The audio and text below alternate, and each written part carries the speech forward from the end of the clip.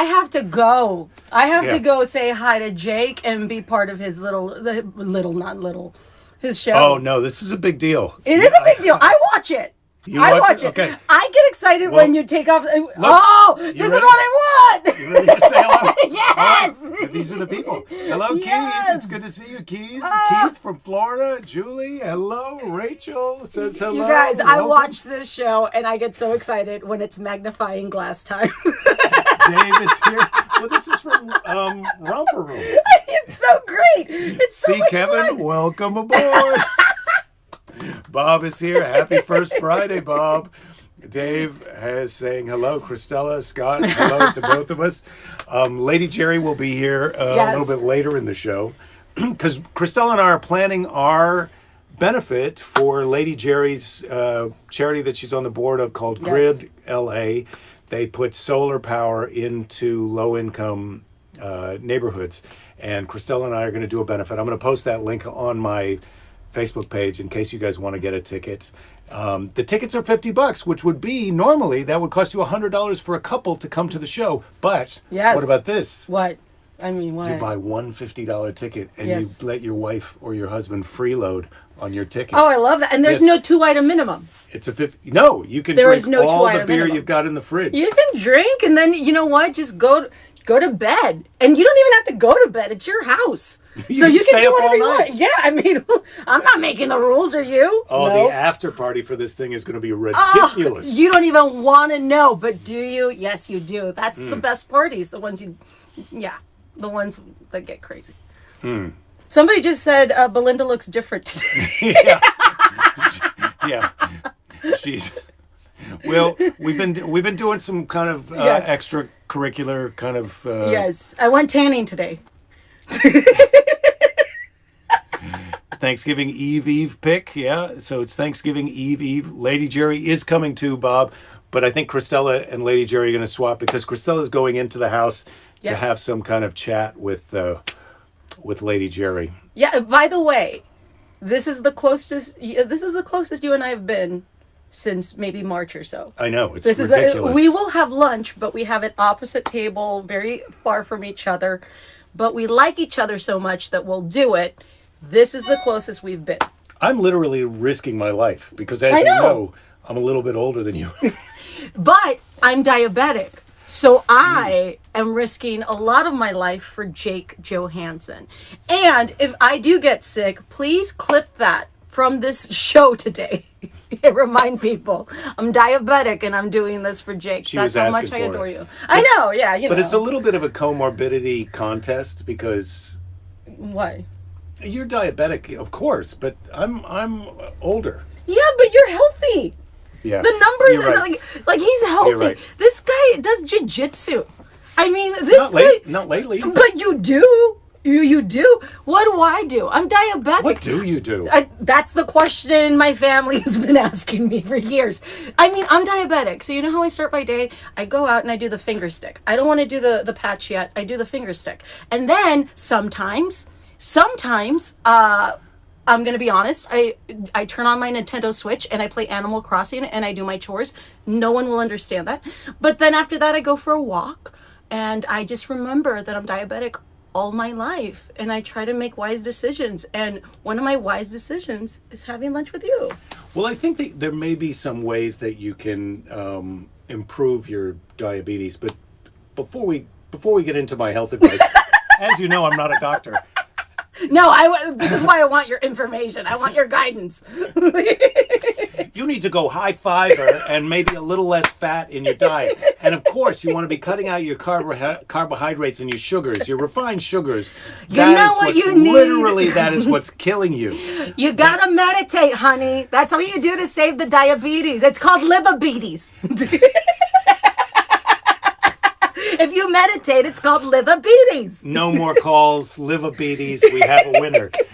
Let me ask you this. Lakes for Biden. Julie is asking, and you've explained it to me, but what's the Lakes for Biden t-shirt? So the Lakes for Biden t-shirt was actually a shirt that my friend Charlotte Clymer did. She's on Twitter, and this was in response to the Trump rallies that were happening on lakes where the boats were sinking. So she designed it, and it's Lakes for Biden, because obviously if the Trump boats are sinking, that means that they're pro-Biden. And all the money from the sales went to an LGBT center in Washington, D.C. So not only am I being funny, I'm loving our world too. You're loving our world. I'm loving our world. Our world. I'm loving our world. Julie is a veterinarian. I just know this about her, but she says that those are good suggestions that I just gave. I'm sorry to crash your party, but like I said, I watched this show, and the moment he starts with this, I just like I don't even want to like. Do you want to run the fart machine? No. I'm not ready for that. Would you like to ask a yes or no question of Mr. Predicto? Oh my god, I would love that. What can I ask it? It's tricky because he starts answering as soon as I turn it on. So you tell me, you say the question, I'll turn it on. Oh my god. Is 2021 going to be a better year for all of us? Is 2021 going to be a better year than 2020, Mr. Predicto? The answer is yes. Yeah! And that was no qualification, Mr. Predicto. You've heard it straight from the plastic ball with a battery in it. I'm sorry, but I took it as a sign.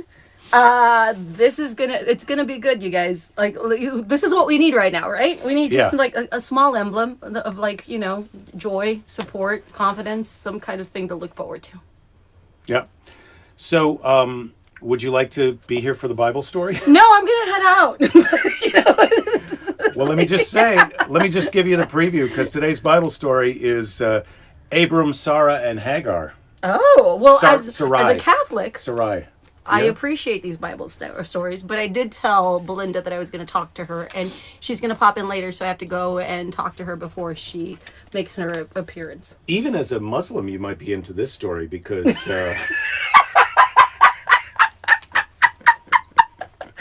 I want you to have a biblical children's story series where you say things like that. Oh, you need to watch some of the Bible stories.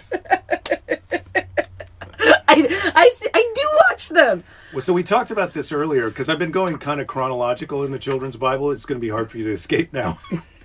Because the last one was about Abram's journey, and I always thought Abraham, the Abrahamic religions are Judaism, Christianity, and Judeo. Islam. That's in Spanish. Yeah. Judeo. Claro. This is what we do all day when we have lunch. I always forget that I could say claro. So I got a little bit of a David Lynch problem with the...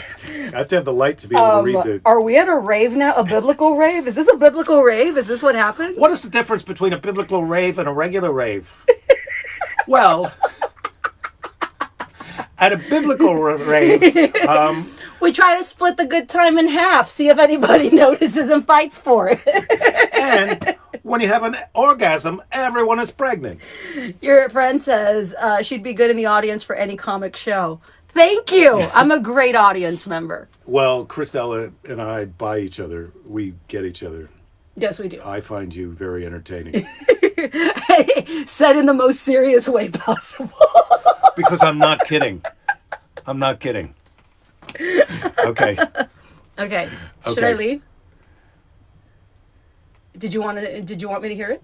Well, yeah. Well, let's just go. Okay. I mean, if you got time. Well, I don't want to make Belinda mad. The Abrahamic religions. We were talking about this last week because Abram spells his name Abram, and I always thought Abraham was Abraham. Yes. Get ready. What? We're covering that in this episode. Are you serious? For real? Yo, I was just about to leave though. Yeah, I know. But this is the kind of teaser that only works on Catholics like you. Nobody else gives a shit about the Bible story until you tell them something like that. Hey, I always wondered about that. Look, I didn't go to CCD for nothing. Am I right, Catholics? Go. God has promised Abram that if he moved his people to where did he tell him to move? Des Moines, Iowa? To Canaan. Oh, I was close. That he would start a new. His descendants would be leaders and princes. And Abraham was like, well, that's funny, God, because I'm in my 80s. So I don't think I'm going to be having any kids. But they grew up to be like 400 in the biblical times. Well, this is that was before this. Okay. So Sarai, who's Abram's wife, was growing old and still had no children. She went to her husband, Abram, and told him that he should have a child by Hagar, her servant. Look on Hagar, she said, as though she were your wife. So this is a very generous kind of wife who's saying like, hey, why don't you have sex with the cleaning lady? I'm a little bit too old. I hope the cleaning lady got like overtime. Well, go ahead. It's in modern times. This is Arnold Schwarzenegger and Maria Shriver, and he has sex with the cleaning lady, and he ends up sending that kid to college. Also, Abraham did it one time because Sarai asked him to. He says, "Okay, look, I'll have sex with the cleaning lady just once because you asked me to see if we can have a baby." And Hagar realized she was going to have a baby. One shot. This is one time. Abram is not a young man. He's 90 years old. He said, "Look, I did it with a cleaning lady That gun was loaded. one time." That gun was loaded. She's pregnant. Yes. She began to be conceited and act rudely towards her mistress. This is what happens when you get the cleaning lady pregnant. But like you set them up, right? No, but this is now the cleaning lady. Oh, now that she's pregnant with the boss's kid. Well, I mean, why wouldn't she? I don't have to make you breakfast anymore. Yeah. I'm carrying my son is a Schwarzenegger. Baby. Yeah, exactly. Hagar now looks down on me and insults me, Sarai complained to Abram. Yeah. So she's upset. And rightfully so. It makes sense. I give you permission to have sex with the cleaning lady. You guys make a baby together, and now she's not as good at doing the windows. Because now she's cooking. And she has a bun in the oven. I get it. She's cooking and she's cooking. You must deal with her as you think right, Abram replied. He's a man. He's like, look, I'm out of this. Why don't you ladies straighten this out? I did the deed. It's all about you. You told me to do her. I did her. I was being a good husband. You put it on my honey to-do list. There's no pleasing you ladies. There's no pleasing you ladies. I get it. Okay. So you got to deal with her. Upon this, Sarai began to treat her servant so harshly that Hagar ran away into the desert. So now she's pregnant with Abram's kid, runs away to the desert. An angel found Hagar beside a spring in the wilderness where she was weeping, which is Bible for crying. Thank you. I wasn't fluent in Bible. Well, people don't really. I wasn't fluent in Bible. People don't really weep that much, right? I weep all the time. Do you? All the time. If I see a sad movie, I cry. You don't weep? Like, did you think that movie was sad? Bro, I wept. Well, I mean, not with the bro, but yeah, I mean, you've wept. I'll make you weep.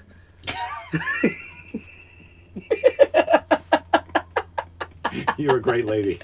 Okay, what are you doing here? He asked her. I'm running away from my cruel mistress. This is what Hagar says to the angel. The angel says, you must return and behave well toward her. You're soon to give birth to a son whose name shall be Ishmael, and his descendants will be numbered in millions. So the angel's little spoiler alert to Hagar. So Hagar returned and shortly afterward gave birth to a boy. The angel knew that. We knew that. Abram was then 86 years old. He has his first son by the housekeeper. He looked at his son and gave him the name Ishmael. Well, surprise. Which means God hears, right? God hears that you'd like a baby. Wouldn't the mom just say, like, you know what? I heard about the Ishmael thing. Let's do like Greg. Like, why would she let him do Ishmael if she already had When you've read as many stories from the children's Bible as I have, you know it's not a good idea to tell God that you're doing it. I know, mm-hmm. But I'm just saying you could. It goes bad fast and hard. So, when Abram was 99, so he has this kid when he's 86. Now he's 99, right? That's 13 years later. Yeah, teenager. God appeared to him and said, you shall be the father of many nations. And to mark this, you must change your name to Abraham. How about that? So God comes back to him after he has a kid with the cleaning lady and says, you got to change your name to Abraham. They're probably working out who the hell you are. They're like, what's happening? you guys, just go with it. Just go with it. That's what you're doing. Just go with it. Okay. So he says, you got to change your name to Abraham. Abram says, look, it's not that far away. I get it. I don't understand why you want me to put an H and another A in there, but I'll do it. I'll keep my promise to you, and Canaan shall belong to you and your descendants forever, and I will be their God. That's what God says. Among your people, every male must be circumcised now, and every male child for future generations. So this is like they don't tell you this is in the deal at the beginning. It's like, by the way, your people are going to be in charge of this country forever, but I need you to cut a small piece of your penis off everybody from now on. It's kind of like when you want to buy a new song off of iTunes and you don't read the terms and conditions because you want the song so bad. You don't know what you're signing away. And then the next thing you know, you get that postcard that says, here's a plastic bag, mail me a little piece of Yes, penis. exactly. It's like, I just wanted to hear some Concrete Blonde. And I think we all want to know, what is Steve Jobs doing with all those foreskins? This is so true. Yeah. All right, here. So because you're circumcised, this will be a sign that you will keep your promise to me. I mean, it couldn't... I was like, oh, God, couldn't I just wear a ring? Scott just asked, this is the kid's Bible story? Yeah. Yes, it is. From now on, your wife must be called Sarah, and she will be the mother of your son. Okay. So she's changing Sarai to Sarah. I don't know why this... God is kind of witness protection programming Abraham and Sarai. Yes. But yeah, so Abraham laughed to himself at the idea that a man of 100...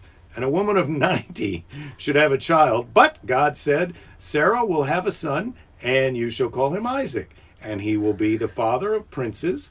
It will be with Isaac that my promise shall be continued, a covenant to be kept with all descendants throughout their generations. As for Ishmael, because I know you're wondering about Ishmael. Yeah. I mean, what is he going to be? What about I had sex with a cleaning lady? Yeah, what is that? I mean, why couldn't you have just given my wife a kid when she was 13 years ago? Absolutely. This is all busy work. These are questions that you don't ask to God. God tells you what's going on. You don't ask God. This is like Yakov Smirnoff. In my country, God tells you what to do with the cleaning lady's son. Oh my God, right. That's a great Yakov impression. You nailed it. I'm like, is that Yakov or It's Jake? almost like you're there. Yeah. As for Ishmael, I will bless him and always look after him. He will lead a long and prosperous life and will have many children. He will be a great power in the land, even though it is his brother Isaac who I have chosen as the father of my people. Okay, this one is a little bit extra long. Dude, I have to talk to Belinda. You don't have time for this. I get it. So time passed, and God appeared to Abraham near the trees of Mamre, as if we all know where that is, in the heat of the day. So this is midday. God's making a rare midday appearance. Normally it's morning or evening for God. Now it's midday. He's like a deer. Well, you know what? It's because of the COVID lockdowns. He has to show up in the day. Look, there's a curfew. There's a curfew. Yeah. Abraham was sitting at the entrance to his tent when he looked up and saw three strangers standing before him. At once, he came out to greet them. "My lords," Abraham said, bowing low, "if I have found favor with you, do not pass me by. Come sit under this tree so you may wash your feet and rest, and then we will bring you food, for we are your servants." Which is, foot washing was a thing in the Bible because they're all wearing sandals and it's the desert. Your feet get super dirty. We don't think of foot washing that much because we wear shoes and socks all the time. So what do we think, the action of foot washing back then, what would it be the equivalent to now? Well, just like wipe your face with a cold cloth or wash your hands. I don't know. It seems like a bigger deal in biblical times if you're going to wash someone's feet. It almost sounds like third base. Friends, don't pass by. Come on in for a little third base action. Abraham then hurried back into the tent, giving orders to Sarah to bake bread and for a tender young calf to be roasted. He stood by them under the tree while they ate. "Where's your wife?" they asked. "She's in the tent. Soon she'll bear you a son." Now Sarah was listening to this, and she laughed at the idea that such an old woman could bear a child. but God heard her and rebuked her. Do you think there's anything difficult for God to do? He Is that asked her. God? Yeah. Is that your God Yeah. voice? Do you think there's anything difficult for God Is to do? he from Jersey? He's like a soprano. God's like a soprano in today's Bible story. Was that the story? Yeah, the children's Bible stories are weird because they often kind of drop you off in a place. Jake, where this it's is my like- first and probably only time hanging out with you in this show. And you Oh, picked, don't say that. You picked a monologue. Like, you're like... This is why I told you Belinda doesn't like to be here for the Bible story because it's a lot of me. I get it. I absolutely get it. Man. Like, everybody's like, oh, Yeah. look at this. Look at this. Yeah, pedicures are the best. See, is this an aristocrat's joke? See, people are enjoying it. Thank you for being here. Thank you. I have to see. I kept trying to leave, and he started the Bible story, Belinda. Oh my God. Yeah. And it's a long book. It It was was, a it was a quarter. long Bible story. Even people in the comments are like, "This is a long one." Do you want to come in? I mean, we've never had three Here, people no, on the show. you can. Three-way? Yeah. The People missed you. People missed you. yeah. People missed you. I'll The switch comedy here. power couple. Okay. I'll just say a quick hi. I've got to have a business meeting with Christella. Did you Yeah. guys plug the show? Yeah, we did. Yes, we did earlier. Oh God, you're so good. Well, they also made a really funny video, so Jake is going to post that in the comments so you can all see it. Don No. says that he thinks my God voice sounds like James Mason. Well, Don has a lot of Is there opinions, anything you Jake. think that I can't do that's more of a James Mason? Don has a lot of opinions about a lot of things, Jake. All right. Yeah, hit us with your opinions. People are saying that I read the whole damn Bible. Yeah. And guess what? There's now a letter from Grandma. Okay, adios. Do you guys want to hear the you. letter from Grandma? No. No. This is a really good one. Is it the Ishmael one? It's from March 28th, late spring, or early spring, March 28th. We had a major snow. No, you are not accidentally starting this. Hi, darling. All right. You're great. Thank you you. guys. I'd like to thank my guests, you. Yeah. Christella Alonso and my lovely wife, Lady Jerry, Let's go for talk. stopping by. They're going to go. And business. of course, We don't have time for grandma. oh my God. All right. Well, that was fun. It's a little bit sad now to be here all by myself. But as you know, oh my God, Brad, you're talking about George Burns. I remember that movie, Oh God, George Burns, John Denver. I think we were talking about that the other day, Belinda and I. Now we can flag the letter from Grandma and read it tomorrow, but I don't think we're going to do that. I think I'll read the letter from Grandma today, March 28th. We had a major snowstorm Friday evening and Saturday. Ames, Iowa, got 12.5 inches, and today, Monday, they did not have school, which is rare in Iowa for them to not have school. Spring break was last week, and so many roads were blocked. The north part of the state had 17 inches of snow, no church Sunday, and people were trying to open roads. We were fortunate not to have the lights stay off. Electricity went off at 5 a.m. Sunday. But came back on after 7 a.m. How would you even know that the power went off if you're sleeping properly? Although I'm not sleeping so great lately. I'm wondering how the road from Minneapolis to La Crosse was Sunday night. I guess I must have been driving home with my mom at that time. And I hope it was warm in Las Vegas. I guess I must have been in Las Vegas. I don't even understand a lot of the subtext of this story. The kitty never came back. For those of you who are keeping score at home, my grandmother and my aunt have these outdoor kitties that they feed, but evidently this one never came back. Its foot was hurt at Christmas time. It took a month before it could walk on it. Then some car tore the fur off its neck. And the 9th of February, it actually sick, whether it just got into some poisoned food or what, they don't know. It was hard on it not to have a warm place to stay. God forbid my grandmother and aunt let the cat in the house.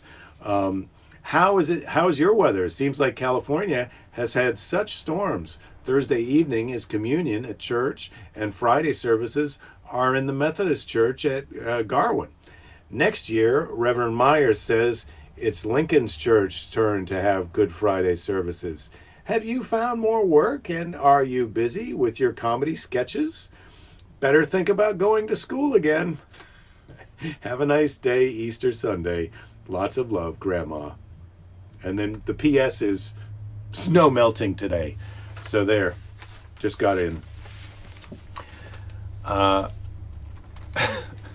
What's happening?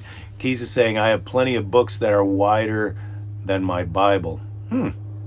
And Jen's saying, Keys, just roll with it. I'm a little confused. I guess I have to be following along here in the thing. Keys says, I think Bibles are meant to self-combust. I'm not sure about that. Wow.